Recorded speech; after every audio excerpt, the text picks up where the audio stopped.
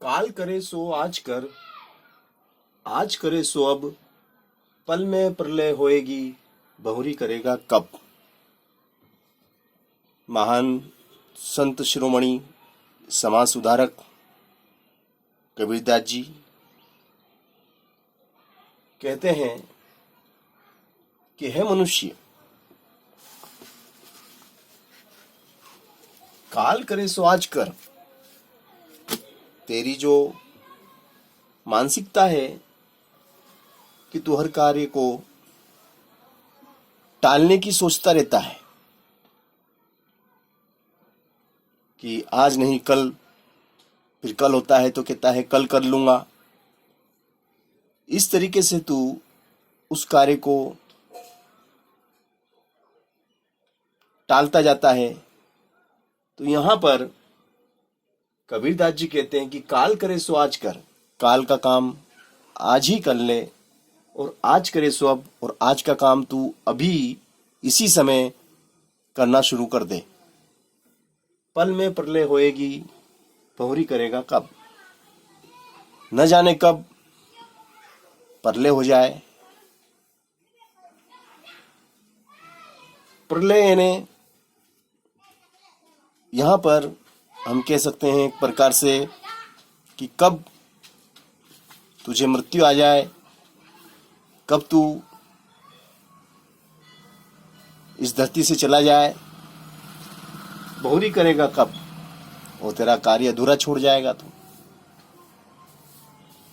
तो तुझे उस कार्य को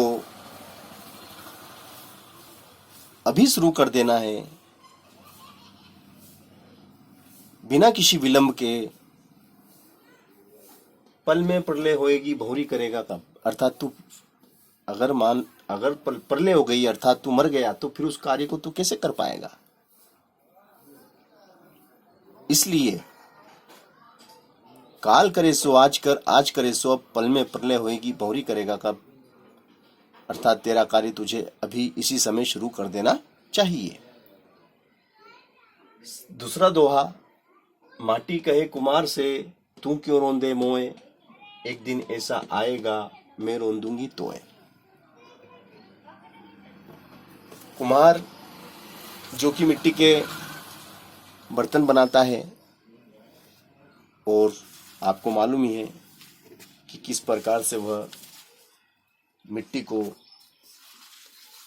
बर्तन बनाने योग्य बनाता है।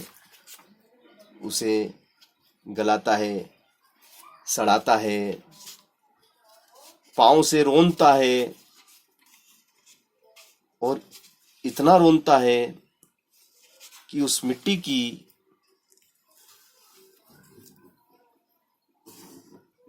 पूरी कायाकल्प हो जाता है, और वह एक नए रूप में आ जाती है।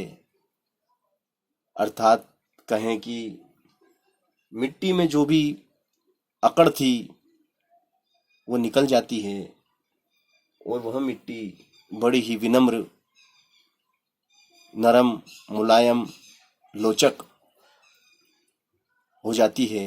और फिर वह उसे अपनी इच्छानुसार जिस ढांचे में उसे ढालना चाहता है, जो रूप देना चाहता है, वह रूप उस मिट्टी को देता है। तो यहाँ पर माटी कहे कुमार से, तू क्यों रोंदे मोए, कि तू मुझे क्यों रोन रहा है, एक दिन ऐसा आएगा मैं रोन दूंगी तोए। मिट्टी कहती है कि आज तेरी बारी है, आज तेरा समय है। तू मुझे अपने पांव तले कुचल रहा है, किंतु मेरा भी कभी समय आएगा, और मैं भी तुझे ऐसे ही रोंदूंगी। क्योंकि जब मनुष्य मरता है तो वह उसी मिट्टी में मिल जाता है जिस मिट्टी को हम रोंदते हैं। तो यहाँ पर मिट्टी उससे कहती है कि मुझे भी ईश्वर मौका देगा, और मैं भी तुझे रोंदूंगी। तीसरा दोहा, दुर्लभ मानुष जन्म है, देह न बारंबार, तरुवर ज्यों पत्ती झड़े, बहुरी न लागे डार। कबीरदास जी समाज को बहुत बड़ा संदेश दे रहे हैं कि है मनुष्य, तुझे ये जन्म मिला है, तुझे सोचने समझने और बोलने की शक्ति प्राप्त हुई है, तुझे जो मनुष्य जीवन मिला है ये दुर्लभ है। देवता भी इस जन्म के लिए तरसते हैं। दुर्लभ मानुष जन्म है, देह न बारंबार। यह देह, यह काया, जो मानव काया तुझे मिली है, ये तुझे बार बार न मिलने वाली है। इसलिए इस समय का पूरा फायदा उठा, पूरा लाभ उठा, सत्कर्म कर, समाज के हित में कार्य कर, हर जीव के कल्याण के लिए कार्य कर।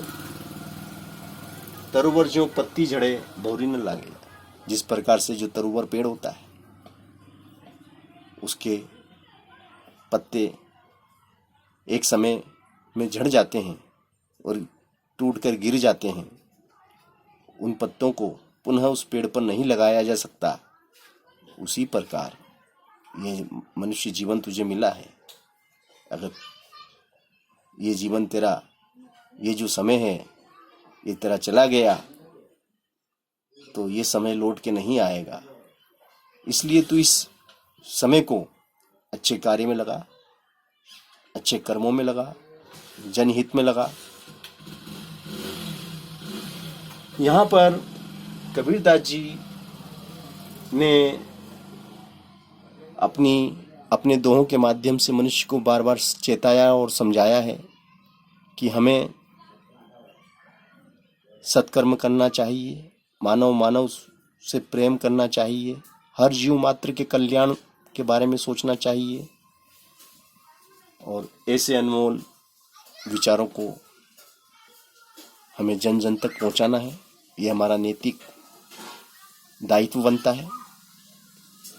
इसलिए आप इस वीडियो को अधिक से अधिक शेयर करें। जय हिंद, जय भारत।